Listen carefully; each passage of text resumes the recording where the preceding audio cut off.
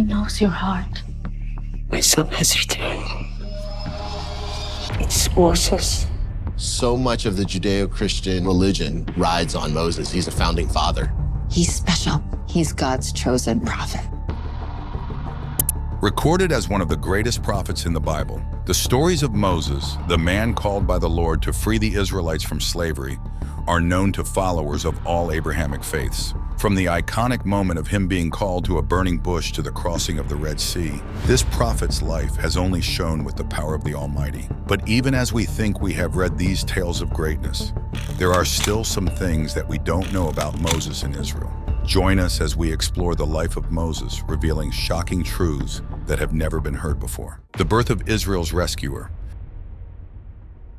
The story of Moses, starting from the moment he was born to the day he took his last breath, has always fascinated many. He entered the world at a very bad time, when his true family, the Israelites, were slaves to the Egyptians. Before his birth, a revelation was revealed to the Israelite oppressor, Pharaoh, that the Israelites would multiply in great numbers and would then revolt and overpower them with numbers. This revelation was a threat to the Egyptians, given how much they depended on their slaves. So in fear of this prophecy coming to pass, Pharaoh at that time gave a decree to unalive all male children of the Israelites, just like what would happen at the time that Jesus was to be born as well. In an attempt to save Moses' life, his mother placed him in a waterproof basket and placed him on the Nile River. But as fate would have it, the basket would coincidentally float to where Pharaoh's daughter normally takes her bath. When she opened the basket and saw the baby in it, she felt pity for him, taking him as her own, and that was how Moses was the only male child to have evaded the Pharaoh's order. As time went by, Moses became one of the princes of Egypt through adoption and not by birth. In other words, there was a possibility that he could have become the next Pharaoh. Although he was not of direct lineage to them and he was an Israelite, that did not seem to damage his right to the throne that he got through his adopted mother. Still, it would have made him the first ever Pharaoh who was not from Egypt, but to have ascended the throne. All this was like a fairy tale novel full of bliss and sweetness, with him having riches and power in his hands. So why did none of this happen to him? The change of fate for a prince. Moses was a good man, but he was quickly tempered. Maybe because he was not a direct lineage of the Egyptians, but his spirit could not just align with the cruelty that his true people were going through.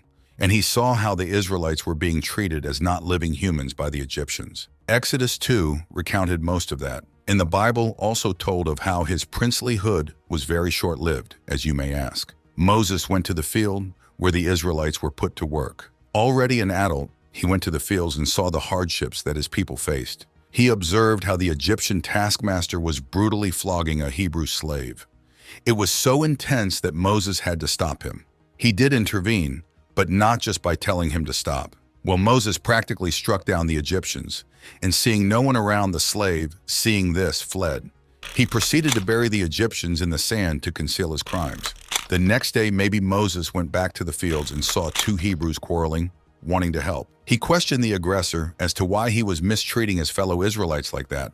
But this Hebrew retorted, questioning the authority that Moses had and accusing him of wanting to unalive him too, as he did to the Egyptians. Moses was shocked, realizing that his actions had become the latest news in town, and became afraid. As with any gossip during those times, it reached Pharaoh's ear, whose immediate judgment was to go get Moses and unalive him. Moses, hearing about this, took to his heels and fled from Egypt, going to the land of Midian to settle there. Having escaped with his life intact, he was able to attain grace with the people there and even became a family man, as written in the book of Numbers, starting a family with 2 wives.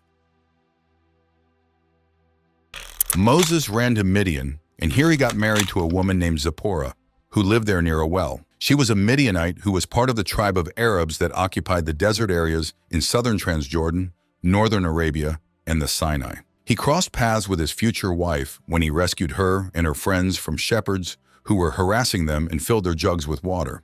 In gratitude, Reuel, who was also known as Jethro or Hobab in other biblical passages, offers Moses hospitality, then gives him his daughter Zipporah in marriage. When did he get married to his second wife? In the book of Numbers 12, there's the story of Moses and his siblings, as well as the mention of a Cushite wife. In this chapter, Moses' siblings Miriam and Aaron were not so happy with him because he was married to a Cushite wife. They asked him if he had asked the Lord about it, and if God only spoke through Moses, raising doubts about his unique role as the prophet of God. God, having heard their complaints, told Moses to summon himself and his siblings to a tent, and he would descend to them. Fulfilling what he said to Moses, he was able to affirm that he was a special servant, emphasizing that he speaks directly to Moses, unlike other prophets who only receive visions or dreams. Judgment came instantly as the cloud withdrew. Miriam was struck with leprosy on her skin as white as snow, and then Aaron pleaded with Moses to intercede on Miriam's behalf, knowing their wrongdoings. Being the kind person he was, Moses interceded and prayed for God to heal her, and God answered by saying she should be quarantined outside the camp for 7 days. Afterward, her health was restored to what it was before, and the Israelites continued their journey. Why were the prophet's siblings against the marriage? Who were the Cushites? The Cushites were an ancient people who inhabited the region of Cush, which is roughly modern-day Sudan in southern Egypt. They were part of the broader cultural and ethnic landscape of ancient Africa, with a rich history and distinct traditions. Throughout history, they were known for their influence and interactions with neighboring peoples, including the Egyptians and the Israelites. Their civilization flourished along the Nile River. The mention of a Cushite wife in the biblical narrative adds an intriguing layer to the story of Moses and the Israelites, confirming that Moses might have had 2 wives. Why? First, we know he went into exile in the land of Midian and married his first wife, that's Zipporah. In the other narrative in Numbers, it refers to another wife who is not a Midian but a Cushite. There are some unknown facts about Moses that make it hard to believe that he could lead a nation. Let's go through some of these facts. The leader with trouble communicating. Yes, Moses did have a speech impediment or difficulty speaking, as described in Exodus 4:10-12. Moses expresses his doubts to the Lord, saying that he is not a good speaker to both the Israelites and Pharaoh. He famously describes himself as slow of speech and tongue, which can be interpreted as either a speech impediment or his lack of confidence in his speaking skills. This sentiment is further emphasized in Exodus 6:30, in which Moses illustrates his apprehension about his speech impediment or about his ability to persuade Pharaoh by saying that his lips were uncircumcised. Although the Bible does not explicitly state that Moses had a speech impediment, the above passages suggest that he struggled with speaking or was otherwise not confident in some way or another. The Lord tells Moses not to worry because he is the one who enables speech and who will be with him to teach him what to say. This shows that Moses was vulnerable and points out the significance of divine guidance in overcoming his limitations. But even with that, he was a smart and educated human. Do not forget that he was the prince of an empire. Was this one of the many reasons he was chosen by God? The mighty prince of Egypt. The fact that Moses was raised in the household of Pharaoh made him a well-educated and diplomatic person.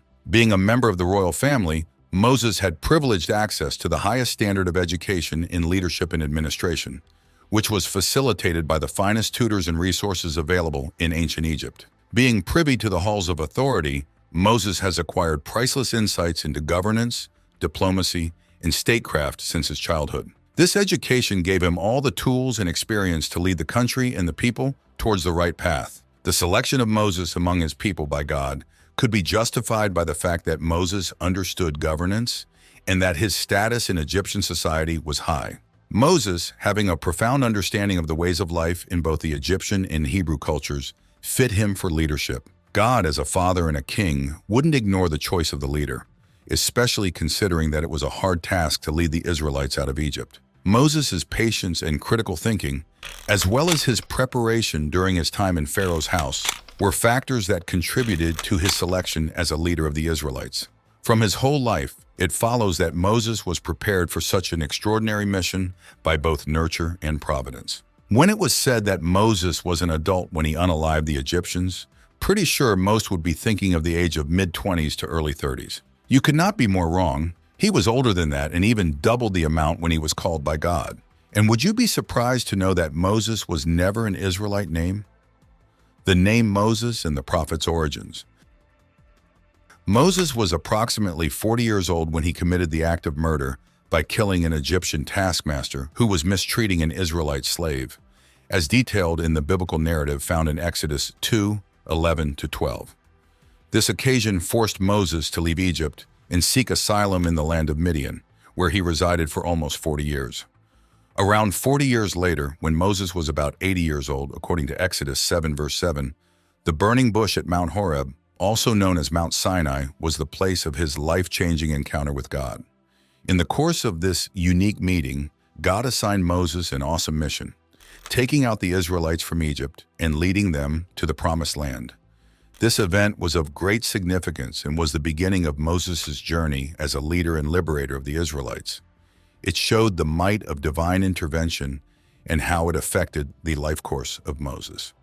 From a fugitive in exile to the divinely chosen instrument of God's liberation, Moses' journey illustrates the redemptive theme that runs through many biblical stories. Moses, a name of Egyptian origin, was given to him by the daughter of Pharaoh, Batya, as the Bible and rabbinic tradition tell us. While washing in the Nile, Batya saw a basket floating in the water. Surprisingly, her arm reached beyond its normal length, enabling her to reach the basket.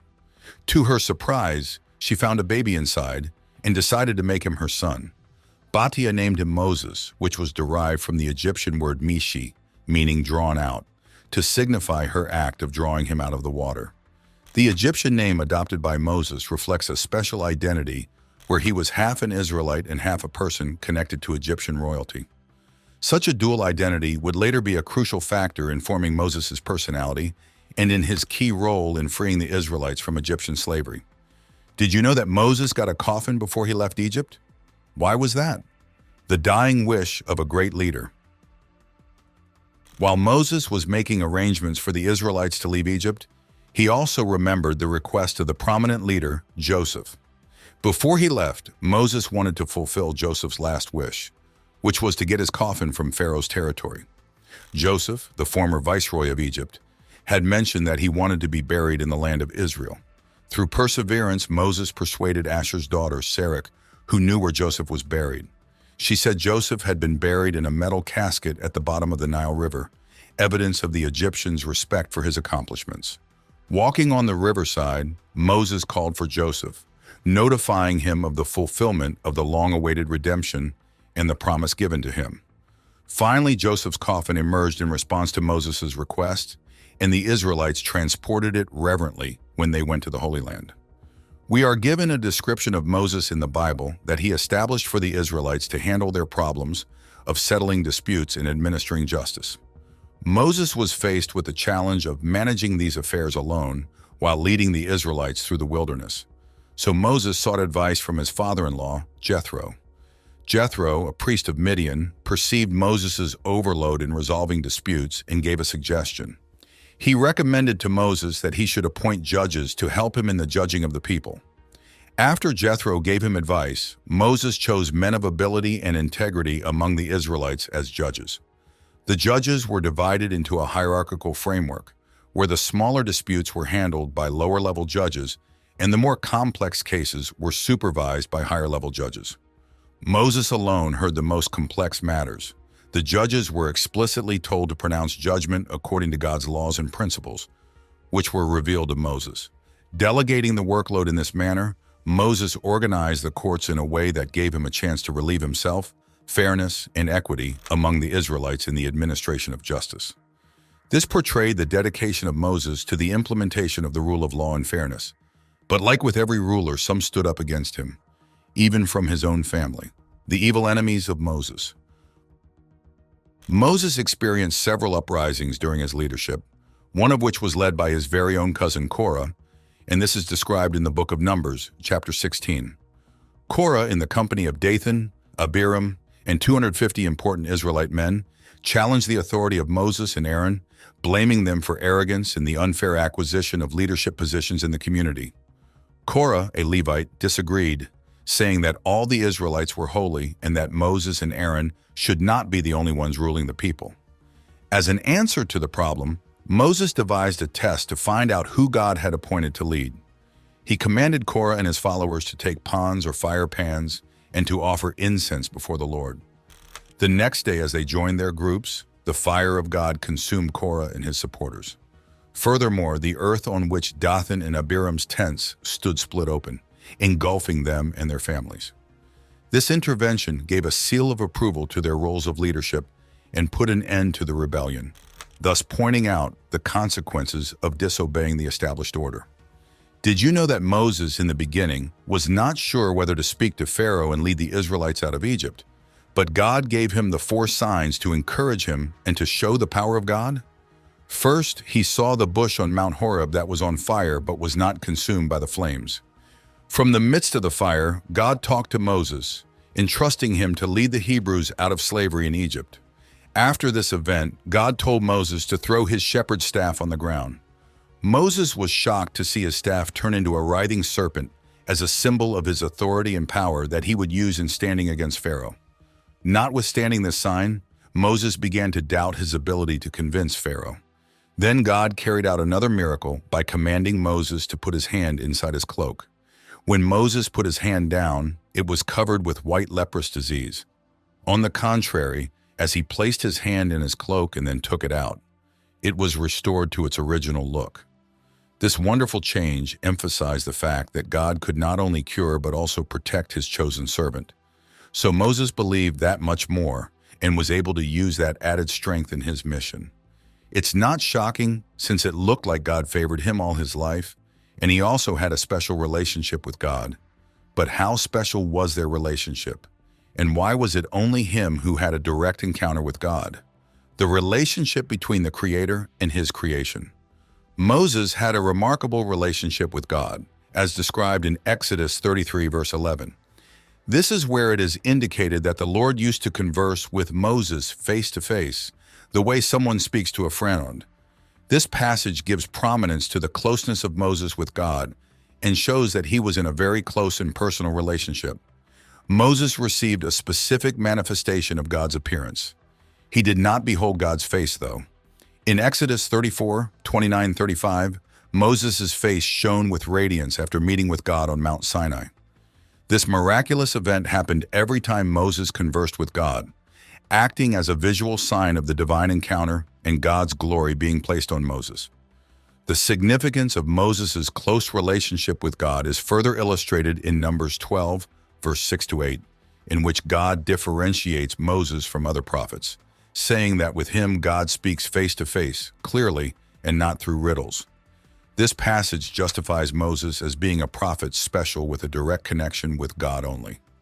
Additionally, Moses' intercessory role on behalf of the Israelites in Exodus 32, verse 1-14, is a testimony to his deep care for his townspeople.